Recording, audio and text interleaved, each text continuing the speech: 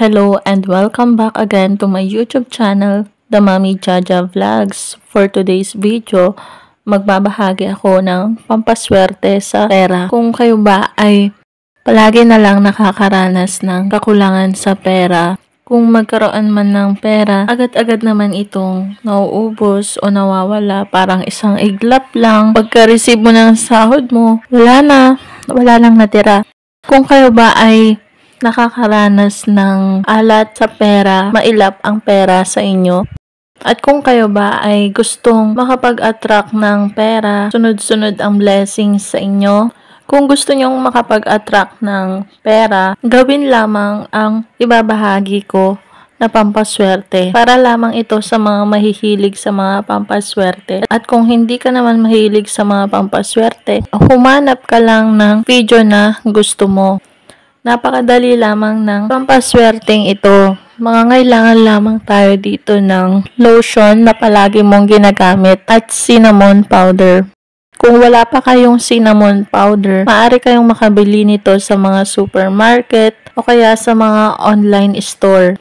Ugaliin na mag-stock kayo ng mga cinnamon powder, cinnamon stick dahil mahalaga ito sa paggawa ng mga pampaswerte. Ang cinnamon, ito ay may kakayahan na mag-attract ng mabilis pagdating sa kaperahan. Kaya kung wala kayong stock ng cinnamon, abay wag na kayong magpa-tumpik-tumpik pa na bumili ng stock ninyo at gamitin ito sa mga ganitong pampaswerte.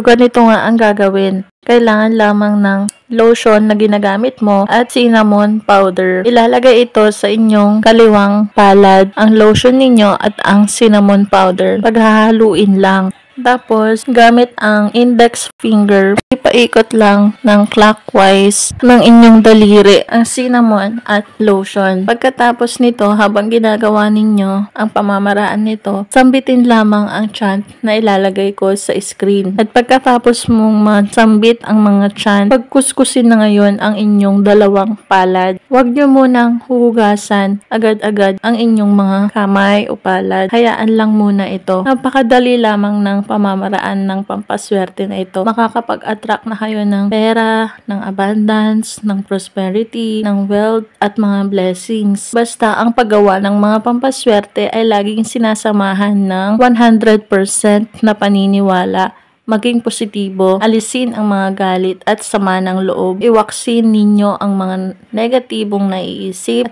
At pakakatandaan ang mga ganitong pamamaraan ay pampaswerte at gabay lamang. Tanging ang ating pagkilos, pagsisipag, pagtsatsaga, pagdiskarte at pagtatrabaho at lalong-lalo na ang manalangin sa buong may kapal ang siyang makakatulong sa atin para tayo ay umunlad at matumpad ang pangarap natin na yumaman. At yun lamang po ang videong ito. Kung nagustuhan ang videong ito, mag-like at mag-subscribe na para maging updated sa mga next video na i-upload tungkol sa mga pampaswerteng bagay-bagay.